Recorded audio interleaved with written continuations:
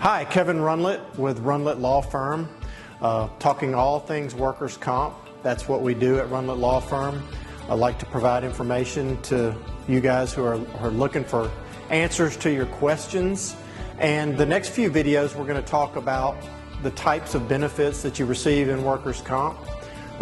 First, today we're going to talk about TTD, which stands for Temporary Total Disability Benefits.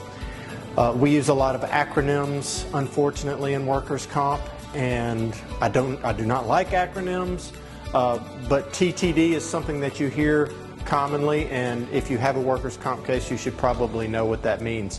So it means Temporary Total Disability Benefits. So when do you receive these types of benefits? These are the type of benefits that you receive once you're injured, once the employer has been notified, once the insurance carrier has agreed to accept your claim as a compensable workers' comp claim, and the doctor has taken you off work completely.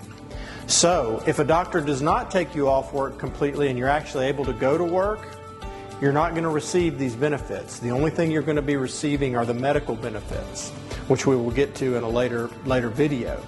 So the only way to get the temporary benefits is if your physician or your treating doctor says you're injured and you cannot work, you cannot go do what you were doing because of this injury.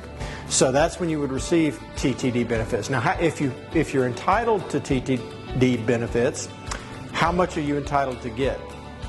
Well, the workers' comp statute says that you can get 2/3 of your average weekly wage.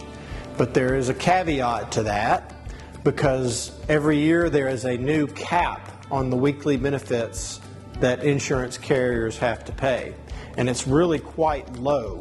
The cap as of January of 2025 is $630.73.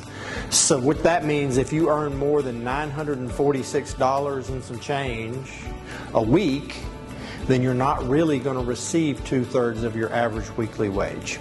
So they say 2/3, but if you're what we consider a higher wage earner, then you're not really going to receive that benefit. So it's already tough to survive even if you're really receiving 2/3 of your average weekly wage. So when you move into that realm of a higher wage earner and you're not really receiving 2/3, it gets even more difficult. So that's just something that you should understand. Even if you're getting the max benefits, it's going to be difficult to survive, but it's better than nothing. So sometimes we have to fight to help people get these benefits. That's what we're here for. If you have any questions, let us know.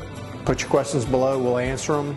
Or feel free to subscribe to us and you'll receive these videos every time one comes out, which right now is about once a week. So thank you for watching, and I hope you have a great day.